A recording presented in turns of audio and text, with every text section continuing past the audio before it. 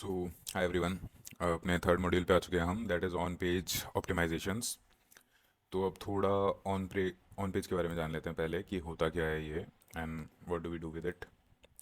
तो on page अपने refer करता है कि जो भी हमारे वेबसाइट के एलिमेंट्स हैं, जैसे हमारी वेबसाइट का कंटेंट हो गया, इमेज के टाइटल्स हो गए, हमारे हर पेज का टाइटल टैग, हेडिंग, मतलब जितनी भी चीज़ मेनली हमारे कंट्रोल के अंदर है और इनिशियल बेसिस पे हम जितना भी काम करते हैं हमारी वेबसाइट के ऊपर, हमारी खुद की वेबसाइट पे, किसी और की वेबसाइट पे नहीं, उस सारे काम को हम ऑन पेज ऑप्टिमाइजेशन कहते हैं। अब सबसे पहले चीज़ हम क्या करते हैं, अगर हम कोई भी पेज देखते हैं तो हम उस पे ऑन पेज के लिए पहले टाइटल टैग को ऑप्टिमाइज़ करेंगे, फिर हमारे मेटा डिस्क्रिप्शन को ऑप्टिमाइज़ करेंगे। अब इसमें टाइटल टैग क्या होता है, अब हम लिख रहे हैं यहाँ shoes for man. Shoes for man के अंदर जाने के बाद जैसे कि आप देख सकते हो, तो यहाँ पे जो हमारे पास पहला ये टाइटल आ रहा है, ये जो क्लिकेबल लिंक होती है हमारे पास, इसको कहते हैं टाइटल टैग। हर पेज का ये टाइटल टैग होता है। एंड उसके नीचे जो है हमारे पास थोड़ा सा कंटेंट आता है, अराउंड 150 टू 160 वर्ड्स का, इसको हम कहते हैं मेटा डिस्क्रिप्शन। ये बहुत कंपलसरी होता है डालना, बिकॉज गूगल ये ही चीज़ आपकी लाइक ऑडियंस को शो करेगा कि आपका पेज किसके बारे में है। जब तक आप टाइटल टैग नहीं डालेंगे, गूगल क्या शो करेगा क्लाइंट को? अगर आपने जो भी टाइटल टैग डाला है, चाहे आपने अपनी सर्विस के रिगार्डिंग डाला हो, आपने अपना प्रोडक्ट का नाम डाला हो, वो सारी चीज़ें टाइटल टैग्स में आती हैं और वही चीज़ गूगल आपके कस्टमर को शो करता है। देन हमारे आता है हेडर टैग्स। अब हेडर टैग क्या होते हैं? हेडर टैग होते हैं, हम अगर कोई भी पेज पे कंटेंट लिखते हैं, जैसे कि हमने ये एक कंटेंट खोल रखा है, लिस्ट ऑफ शू स्टाइल्स। तो लिस्ट ऑफ शू स्टाइल्स का जो ये पहला हेडिंग है, H1 टैग। तो एक H1 टैग होता है जो मेन उस पूरे पेज की हेडिंग है, और पूरे पेज में एक ही H1 टैग जाता है। बाकी होते हैं हमारे ये H2 टैग्स के अंदर आ जाएंगे, H3 टैग्स। तो मतलब जो भी हम कंटेंट लिखते हैं, इन्फॉर्मेशन हो चाहे प्रोडक्ट पेजेस हो जैसे, तो उसके अंदर एक हेडिंग आएगी और बाकी जो माइनर हेडिंग्स होती हैं लाइक कंटेंट के अंदर, तो ये सारी चीज़ें हेडिंग टैग्स में आती हैं। देन जैसे कि मैंने बताया था, H1 टैग आपका मेन टाइटल के लिए यूज़ आता है, H2 टैग सब हेडिंग और स्ट्रक्चर कंटेंट के लिए यूज़ आता है कि जब भी आप कंटेंट लिखेंगे, जैसे कि कई बार हम प्रैक्टिकल फाइल्स लिखते थे, तो कॉलेज के अंदर जब भी आपका जो मेन टॉपिक होता था वो हम बिल्कुल बाहर लिखते हैं कि हाँ ये हमारे मेन टॉपिक का फाइल है, और वो बड़ा बड़ा लिखते हैं। उसके बाद है ना, जो बेसिक सब टॉपिक्स होते हैं उसको ब्लैक कलर से लिख दिया और ब्लू कलर से हम कंटेंट लिख रहे हैं, तो ये सेम चीज़ होती है। तो जो बड़ी लाइन हमने लिखी थी वो H1 टैग है, और जो ब्लैक वाली लाइन से वो H2 H3 टैग्स हैं, और जो ब्लू वाली लाइन है वो हमारा पैराग्राफ कंटेंट है। ये चीज़ आपको ध्यान रखनी है, और पूरे पेज के अंदर सिर्फ एक ही H1 टैग्स आता है। सेकंड थिंग आती है हमारी URL optimisation, SEO friendly URLs. अब यूआरएल हमें कैसे लिखना है? अब जैसे कि आप यहाँ पे देख सकते हैं, तो wikipedia.org/wiki list of shoe styles. बाकी अगर मैं यहाँ पे जा रहा हूँ, sold store slash men's footwear, क्योंकि हम मेंस के शूज़ देख रहे हैं। तो यही चीज़ होती है कि आपको आपका यूआरएल के अंदर पहली चीज़ आपका कीवर्ड अवेलेबल होना चाहिए, और सेकंड चीज़ आपका यूआरएल एक बहुत नीटली लिखा हुआ यूआरएल होना चाहिए। जैसे कि आज आपके यहाँ पे अगर कोई गेस्ट आ रहा है और आपका एड्रेस आपका यूआरएल है, तो आप ऐसे थोड़ी बताएंगे कि जयपुर के अंदर प्लॉट नंबर 1 और है ना ये वाली कोई कॉलोनी। नहीं, आप बिल्कुल एक प्रॉपर तरीके से बताते हैं कि this plot number, this colony address, this area, then this locality, then this city, this state. तो ये जो प्रॉपर फॉर्मेट होता है, सेम चीज़ यूआरएल्स के अंदर भी होती है कि हम कस्टमर को गाइड करें। और अगर हम बिल्कुल एक रैंडम यूआरएल लिख देंगे कि xyz.com/ और फिर एक रैंडम WP फलान ठिकाना, कोई भी एक रैंडम वर्ड लिख देंगे आप, तो वेबसाइट आपकी फिर भी काम करेगी, लेकिन वो एक एस्थेटिकली और कस्टमर परस्पेक्टिव से वो चीज़ बहुत अनप्रोफेशनल हो जाती है। जैसे कि मैं एग्जांपल दे रहा था आपको, bad you R L is website.com/p=1234। इसका कोई मतलब नहीं है, कस्टमर को वेबसाइट की लिंक देख के समझ ही नहीं आएगा वो कहाँ जा रहा है। सेकंड थिंग है गुड यू आर एल website.com/बेस्ट एस टिप्स, कि आप उस पेज पे अगर एस टिप्स के लिए क्लिक कर रहे हैं और आपकी यूआरएल ओपन हो रहा है website.com/बेस्ट एस टिप्स, तो you know this content is about SEO. Then हमारे आता है इंटरनल लिंकिंग बेस्ट प्रैक्टिसेस। अब मेजरली लिंकिंग होती क्या है? आपका एक पेज है, तो एक पेज से अब आपको कस्टमर को दूसरे पेज पे भेजना है, तो उसके लिए हम लिंक्स जनरेट करते हैं कि आपके कंटेंट के अंदर, अगर जैसे हम शूज़ का कंटेंट है और शूज़ के अंदर हमने इन्फॉर्मेशनल कंटेंट लिखा है कि रनिंग शूज़ के बारे में हम कोई कंटेंट लिख रहे हैं, तो उस पैराग्राफ के बीच में आप अपने किसी भी एक रनिंग शूज़ के टेक्स्ट के ऊपर एक लिंक डाल देंगे कि अगर कस्टमर वहाँ क्लिक करता है तो वो आपके प्रोडक्ट पेज पे चला जाएगा, या फिर आप, तो और अगर ये जो लिंक आपकी खुद की वेबसाइट के अंदर ही किसी पेज से कनेक्ट हो रही है तो इसको इंटरनल लिंकिंग कहते हैं, और अगर बाहर किसी दूसरी वेबसाइट से कनेक्ट हो रही है तो इसको एक्सटर्नल लिंकिंग कहते हैं। मेजर काम होता है इसका कस्टमर को गाइड करना, कि हम एक पेज से कस्टमर को दूसरे पेज पे गाइड करना चाह रहे हैं। सेकंड चीज़, ये गूगल को भी हेल्प करती है पेजेस डिस्कवर करने के अंदर। अगर आपका एक पेज ऑलरेडी गूगल पे लिस्टेड है और आपका दूसरा पेज लिस्ट होने में टाइम ले रहा है, तो उस पेज के ऊपर ऊपर अगर आप दूसरे पेज की लिंक ऐड कर देते हैं तो गूगल विल नो कि हाँ इस लिंक से ये वाला page and this is a new page for the website, इसको भी गूगल लिस्ट कर देगा। तो इस तरीके से भी हम गूगल की इंडेक्सिंग करते हैं। देन हमारे आता है image optimisation, alt text, file size and naming. अब जब भी आप कोई अपनी वेबसाइट के ऊपर एक इमेज ऐड करते हैं, कि मीडिया फाइल हम ऐड करते हैं, तो कई बार मैंने देखा है कि लोग अब जैसे हमने कैनवा से अगर कोई फाइल डाउनलोड करी जो हम हमारी वेबसाइट पे लगाने वाले हैं, तो कैनवा एक बेसिक टाइटल टैग दे देता है उसको, अनटाइटल्ड/1। अब जब आप उसे अपनी वेबसाइट पे अपलोड कर रहे हैं तो वो सेम चीज़ अपलोड होगी अनटाइटल्ड/1। लेकिन आपको लग रहा है आपकी इमेज अच्छी दिख रही है आपके पेज के ऊपर, लेकिन गूगल इमेज का फाइल नेम तक पढ़ता है। अगर आपकी पेज के ऊपर शूज़ के बारे में इंफॉर्मेशन है और आपकी इमेज का नाम अनटाइटल्ड है, तो गूगल को समझ ही नहीं आएगा कि ये इमेज किस चीज़ के रिलेटेड है, बिकॉज गूगल इमेज नहीं पढ़ रहा है, गूगल बैठ के सिर्फ ये देख रहा है कि इमेज क्या चीज़ है। तो पहली चीज़ होती है कि उसका फाइल नेम क्या है। आप रनिंग शूज़ के बारे में लिख रहे हैं तो आपका फाइल नेम भी होना चाहिए रनिंग शूज़, और अगर रेड कलर का शूज़ है तो running red colour shoes. Then alt text होता है, एल टेक्स्ट होता है कि हमारी फोटो के अंदर जो हम इमेज अपलोड कर रहे हैं हमारी वेबसाइट के ऊपर, उसके अंदर क्या चीज़ अवेलेबल है, वो फोटो किस चीज़ के बारे में है, वो एल टेक्स्ट के अंदर आप गूगल को प्रोवाइड करते हैं। जब आप वेबसाइट पे काम करेंगे और जब आप अपनी मीडिया फाइल्स अपलोड करेंगे तो मैं आपको शो करूंगा बाद में कि कहाँ पे आप एल टेक्स्ट लिखते हैं, कहाँ पे आप सारे title tags A to Z सारी चीज़ें मैं आपको दिखाऊंगा लास्ट में जब हम कंटेंट क्रिएशन के ऊपर जाएंगे। ये सारी चीज़ें अभी इसलिए हैं कि एक बार आपको आइडिया लग जाए, कि आपको समझ आने लग जाए कि मैं क्या बोल रहा हूँ और इन चीज़ों का मतलब क्या होता है। तो एल टेक्स्ट ये होता है कि गूगल को हम इन्फॉर्मेशन दे रहे हैं कि इस इमेज के अंदर ये चीज़ अवेलेबल है। अगर मेरे इमेज के अंदर रेड कलर के नाइकी के शूज़ अवेलेबल हैं, तो उस एल टेक्स्ट के अंदर मैं लिखूंगा a product image of red colour Nike shoes या नाइकी रनिंग शूज़, ताकि गूगल को आइडिया लग जाएगा अच्छा ये चीज़ ये है। अब कोई कस्टमर अगर Nike red colour shoes search करता है तो गूगल हमारी ये वाली इमेज भी अपने गूगल सर्चेज में दिखाएगा। इसीलिए हम एल टेक्स्ट प्रोवाइड करते हैं गूगल को, ताकि उसे कंटेक्स्ट समझ आ जाए कि इस इमेज के अंदर क्या चीज़ अवेलेबल है।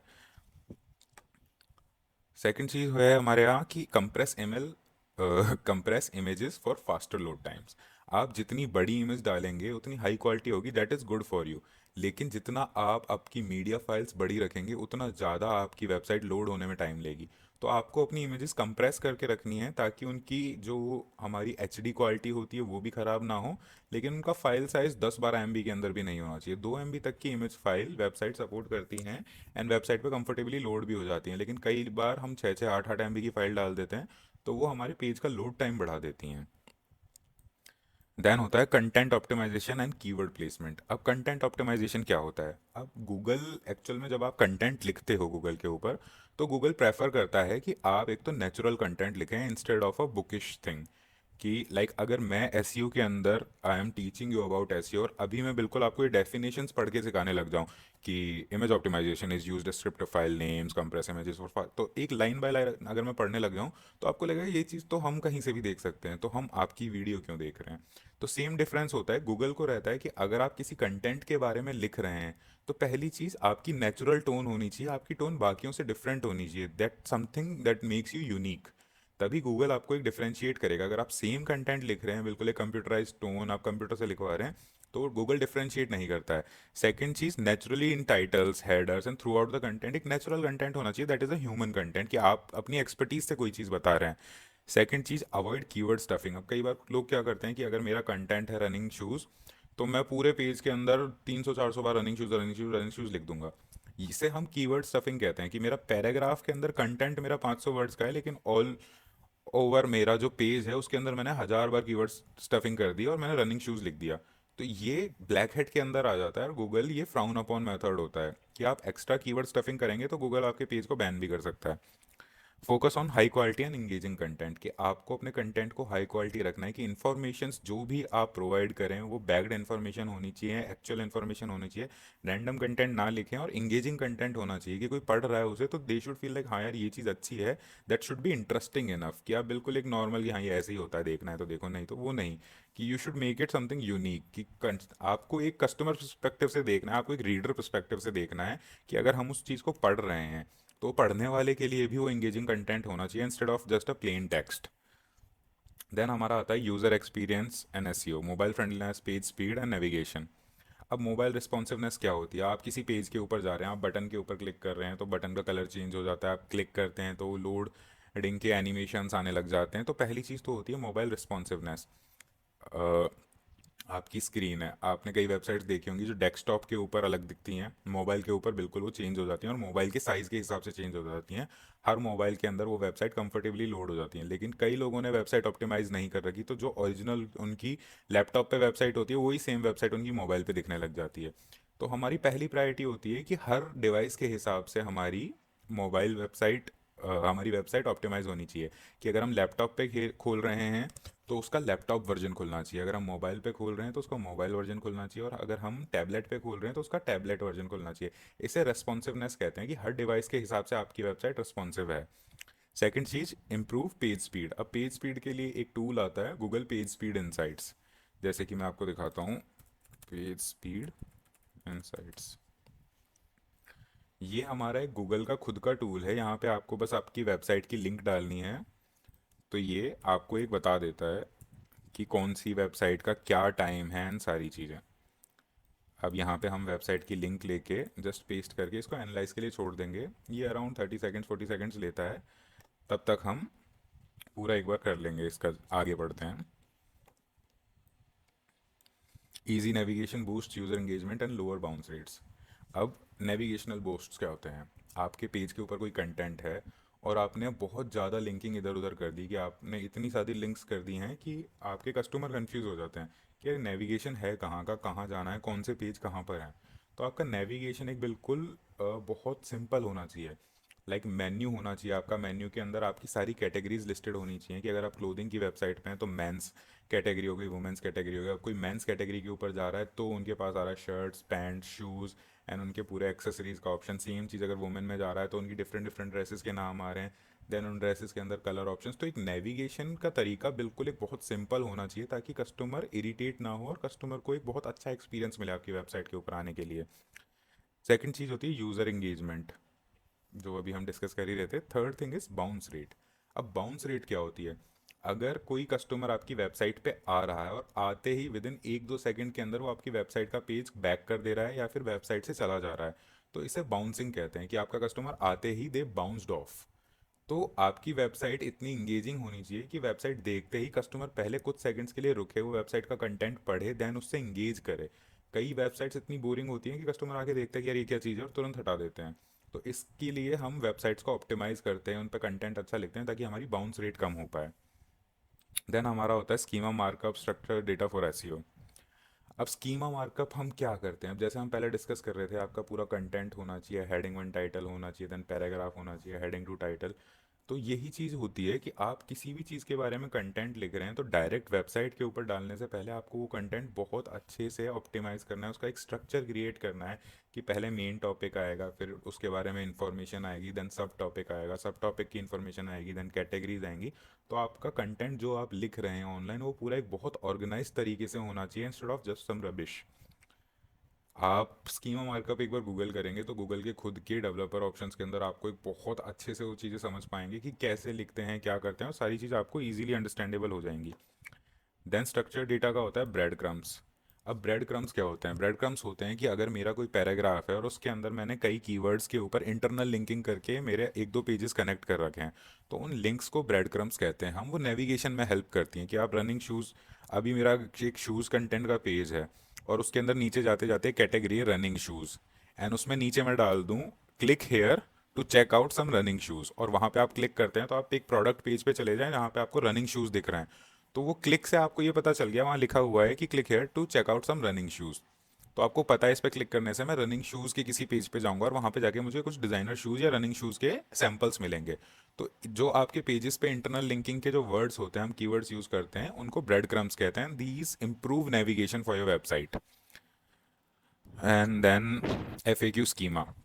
लाइक आपके कंटेंट के अंदर सारी चीज़ें अवेलेबल होनी चाहिए, इंटरनल लिंकिंग होनी चाहिए, आपके बैकलिंक्स अवेलेबल होने चाहिए, आपके कंटेंट के अंदर आपकी अथॉरिटी होनी चाहिए। अगर आप किसी आप कोई प्रोफेसर हैं, तो आप अगर अपने कंटेंट लिख रहे हैं सारी चीज़ें, तो उस पेज के ऊपर आपकी ऑथेंटिसिटी अवेलेबल होनी चाहिए। लाइक दिखना चाहिए कि या I am an expert in this field, ये मेरे सर्टिफिकेशन हैं, ये चीज़। बिकॉज वो एक यूज़र के लिए एक्सपीरियंस बेटर करता है। Okay, I am being taught by this person only. बाकी हर पेज के ऊपर आपके एफ ए क्यूज अवेलेबल होने चाहिए। बिकॉज कई होते हैं, जैसे एस के अंदर भी कई लोगों को डाउट होता है, what is of page S, what is on page S, is S free? तो वो सारे FAQs ऑलरेडी नीचे अवेलेबल होने चाहिए, ताकि जो आपके यूज़र आ रहे हैं वेबसाइट के ऊपर, वो जो जनरल क्वेश्चन हैं वो देख सकते हैं कि अच्छा इनके आंसर ये हैं। तो ये एक स्कीमा मार्कअप के अंदर हमारे हेल्प करते हैं, और ये हमारा जो बाउंस रेट होता है वो कम करने में हेल्प करते हैं। देन हमारे कोर वेब वाइटल्स होते हैं, ये एसईओ पे बहुत इम्पैक्ट करते हैं। LCP, large contentful paint. अगर आप बहुत बड़े बैनर्स डाल रहे हैं, आप बहुत ज़्यादा एनिमेशन डाल रहे हैं आपके पेजेस के अंदर, वेबसाइट बहुत अच्छी दिखती है, ये चीज़ हम मानते हैं, लेकिन ये हमारी वेबसाइट का पेज लोड टाइम बहुत बढ़ा देते हैं, क्योंकि जितनी ज़्यादा आप एनिमेशन, जितना ज़्यादा कंटेंट आप HD क्वालिटी का सारी चीज़ें आपकी वेबसाइट के ऊपर डालेंगे, तो जब हम अगर एक कस्टमर जो पहली बार आपकी वेबसाइट के ऊपर आ रहा है वो उस पर क्लिक करेगा, तो वो पूरा कंटेंट पहले लोड होगा। अब ये लोडिंग टाइम 2 से 2.5 सेकंड के अंडर होना चाहिए, क्योंकि अगर आपकी वेबसाइट लोड होने में ही 10 से 20 सेकंड ले रही है तो कस्टमर इतना वेट नहीं करता है, वो तुरंत वेबसाइट हटा के किसी और वेबसाइट के ऊपर चला जाएगा। देन फर्स्ट इनपुट डिले, कि पहला इंटरेक्शन जो कस्टमर का आया है वो कितनी देर में आया है। वेबसाइट लोड हो गई, मैंने अभी एक लिंक पे क्लिक किया, 2 सेकंड के अंदर वो वेबसाइट लोड हो गई, अब पहला क्लिक मेरा कितनी देर में आएगा। फर्स्ट इनपुट ऐसा क्या है वेबसाइट के अंदर कि मैं पहला क्लिक कितनी देर में करूंगा, ये होता है फर्स्ट इनपुट डिले। ये 100 मिली सेकेंड्स के अंदर होना चाहिए, बट इस पे इतना नहीं रहता। अगर आपका इंटरेक्टिव कंटेंट है या फिर आपका इन्फॉर्मेशन कंटेंट है, तो ये हर पे कैटेगरी पे वेरी करता है।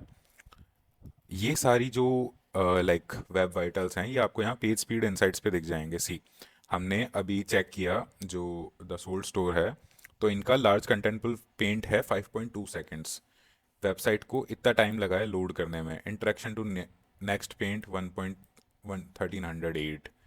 CLS अपना आ गया 0.54। कंटेंटफुल पेंट आ गया 2.8।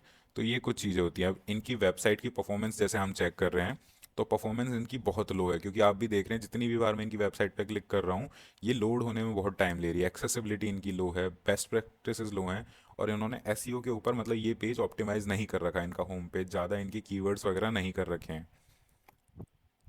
बाकी कम पेज को लोड होने में कितना टाइम लग रहा है, ये जितनी भी डिटेल्स अवेलेबल हैं रेड कलर में अगर आ रही हैं, और इनको आप अपनी वेबसाइट्स के लिए ऑप्टिमाइज कर देते हैं, तो ये आपकी वेबसाइट्स को बहुत अच्छे से, ये टेक्निकल एसईओ का पार्ट है, तो ये आपकी वेबसाइट के टेक्निकल एस्पेक्ट्स को इम्प्रूव करने में काम आता है। बाकी कैनोनिकल टैग्स होते हैं। अब कैनोनिकल टैग हमारे क्या होते हैं कि कैनोनिकल टैग, अगर आपकी वेबसाइट के ऊपर एक ही टॉपिक के ऊपर मल्टीपल पेजेस अवेलेबल हैं, तो हम ये एक टैग यूज़ करते हैं, REL = कैनोनिकल, जिससे सर्च इंजन को ये पता चल जाता है कि जो ये वाला पेज है ये ओरिजिनल पेज है, this is the main content page, और आपको ये शो करना है यूज़र्स को। बस कैनोनिकल हमारे मेनली उसी के लिए काम आता है।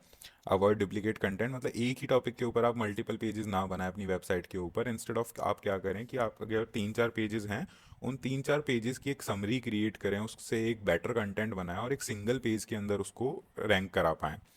यूज़ कैनोनिकल टैग्स, ताकि आप गूगल को रियलाइज़ हो पाए कि हाँ ये वाला पेज ओरिजिनल कंटेंट है, बाकी पेजेस को हमें प्रायोरिटी नहीं देनी है।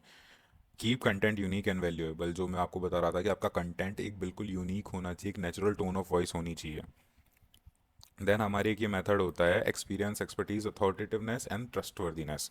आपका कस्टमर आपकी वेबसाइट के ऊपर आ रहा है, तो ये EEAT हमारे एक मेथड होता है। फर्स्ट थिंग एक्सपीरियंस, कि आप जिस टॉपिक के बारे में आप लिख रहे हैं उसकी फर्स्ट हैंड नॉलेज आपको कितनी है, आप उस टॉपिक के बारे में कितना जानते हैं, आपने उस टॉपिक से डायरेक्ट रिलेट किया है या नहीं किया है।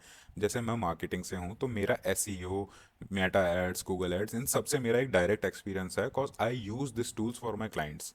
सेम चीज़ अगर आप किसी टॉपिक के बारे में लिख रहे हैं, तो आप उस टॉपिक के बारे में सिर्फ जानते हैं या फिर आपने उसे यूज़ किया है, आपके रियल लाइफ में वो काम भी आता है या नहीं आता। तो ये आपका एक्सपीरियंस होता है उस टॉपिक पे जब आप लिख रहे होते हैं। देन होती है एक्सपर्टीज़, कि इस टॉपिक के बारे में आपको कितनी डीप नॉलेज है, कि आप जो टॉपिक के बारे में बता रहे हैं या किसी वेबसाइट के ऊपर आप कंटेंट लिख रहे हैं, तो उस पर आपकी कितनी डीप नॉलेज है। देन अथॉरिटेटिवनेस, अगर मैं आपकी वेबसाइट के ऊपर आ रहा हूँ, then I should have a credibility, कि आप, अगर मैं लाइक एसईओ के बारे में पढ़ने जा रहा हूँ, तो like I have to be someone valuable. Same चीज़ अगर आप किसी टॉपिक के ऊपर लिख रहे हैं, आप किसी एजुकेशनल टॉपिक के ऊपर लिख रहे हैं, तो इधर आप एक टीचर हैं या फिर आप कोई साइंटिस्ट हैं, तो जितनी आपकी अथॉरिटी बेटर होगी उतना मेरा ट्रस्ट बेटर होगा, और आपकी उस टॉपिक के ऊपर अथॉरिटी बेटर होगी, तो ये चीज़ एक बहुत मैटर करती है गूगल के लिए। देन ट्रस्टवर्दीनेस, अब हमारी ट्रस्टवर्दीनेस में क्या होता है कि हमारे SSL सर्टिफिकेट हमारी वेबसाइट्स के ऊपर एक चीज़ होती है जो हमारे कंटेंट को सिक्योर करने के काम आता है। लाइक वेबसाइट्स, ई कॉमर्स के ऊपर SSL सर्टिफिकेट जब हम लगाते हैं, तो अगर आप डेबिट कार्ड, क्रेडिट कार्ड, कोई भी डिटेल उस वेबसाइट पे डालते हैं तो ये हमें पता होता है ये सिक्योर है और ये चोरी नहीं हो सकती। उस चीज़ के लिए हम एसएसएल सर्टिफिकेट यूज़ करते हैं। तो अगर कोई वेबसाइट के ऊपर मैं जा रहा हूँ और वो सिक्योर ही नहीं है, तो मैं उस पर कोई भी डिटेल डालने से पहले 2 बार सोचूंगा। अब जैसे हम देख रहे हैं, ये देखिए, कनेक्शन इज सिक्योर। तो इससे मुझे पता है कि इनकी वेबसाइट एक सिक्योरिटी मेजर लेके चल रही है अपने कस्टमर्स के लिए। तो ये चीज़ होती है कि आपका कस्टमर आप पे ट्रस्ट करेगा, ताकि बिकॉज उन्हें पता है कि मेरा डेटा इधर उधर कहीं नहीं जा रहा है। बाकी आप जब भी कंटेंट लिख रहे हैं तो आपके ऑथर के क्रेडेंशियल्स शो करें। देन होता है कि हाई क्वालिटी बैकलिंक्स, ये हम ऑफ पेज के अंदर देखेंगे कि ऑफ पेज एसईओ में कि हम बैकलिंक्स कैसे क्रिएट करते हैं और हाई क्वालिटी बैकलिंक्स कैसे क्रिएट करनी है। Last thing, keep content updated and accurate. Like अगर आज हम किसी टॉपिक के बारे में लिख रहे हैं तो हर एक महीने के अंदर उस टॉपिक को अपडेट करें। अगर मार्केट में कोई नई नॉलेज आई है या फिर कोई नया अपडेट आया उस टॉपिक के रिगार्डिंग में, तो आपका कंटेंट एक रेगुलर बेसिस पे अपडेट होता रहना चाहिए। ये नहीं कि आपने 2 साल पहले कोई टॉपिक लिखा था उसके बाद हमने छोड़ दिया। आपकी वेबसाइट एक रेगुलर बेसिस पे अपडेट होती रहनी चाहिए और आपकी वेबसाइट पे जो डेटा अवेलेबल है, जो फैक्ट्स अवेलेबल हैं, वो सारे एक्यूरेट होने चाहिए। तो ये वीडियो यहीं पे हम कंप्लीट करते हैं। This was all about on page SEO. Next video के अंदर हम थोड़ा जानेंगे कि ऑफ पेज एसईओ क्या होता है और हम बैकलिंक्स कैसे क्रिएट करते हैं। So it was nice to meet you guys, thank you so much for watching the video.